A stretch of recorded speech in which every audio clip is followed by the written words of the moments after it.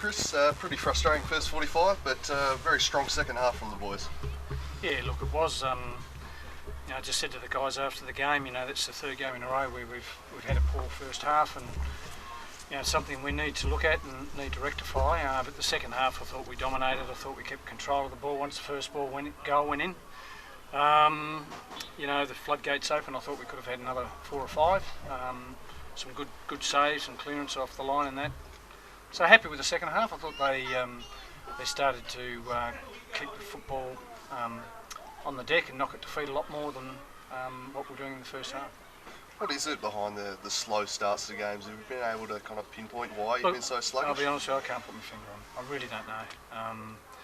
I was conscious of the guys' efforts on Monday in the first 10 seconds, 20 seconds or whatever, and we talked about that. But I just thought in the first half we seemed to get drawn back into the same areas again, instead of maybe moving into the centre. We once again, like I said, we spoke about that at half time, and I thought we moved the ball a lot better in the second half. So, credit where credit's due. I thought the guys second half, come out and played some good football. Chris, you were much more attacking in the second half. You were a bit more sitting back in the first half. I thought. Weren't a few changes. We weren't supposed to be. No, you weren't. We weren't supposed to.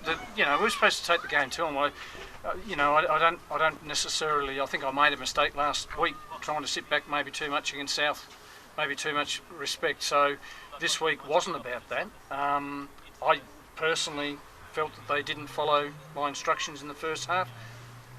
We spoke about that at half time, and I think that's the reason why we were more effective in the second, because they stuck to the game plan. And Dwayne Walsh using more attacking role in the second half? Yeah, look, Kurt, funnily enough, was stretching, and we think he's burst a blood vessel in behind the knee, so we had to make that change. We've got Sam, who's from New South Wales, who is a fullback come midfielder, so we just swapped Togs over and just pushed Walshy on. Walshy used to be a striker, so and he showed his worth there today. So you don't think you got caught up in the emotion of the game in that first half? I don't think so. It's just a game of football. It's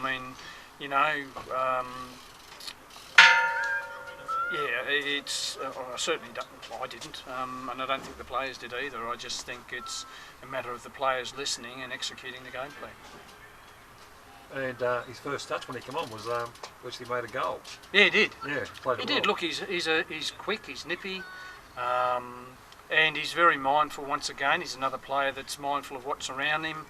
It was a good hit out for him, so I think he's going to be great value for us, whether he's on the right side or the left side. So, he's a little bit underdone. So we've just got to give him some game time, build him up, and I think he's going to be a very good asset for us. Good. Thanks, Chris. Cheers, guys. Thank you.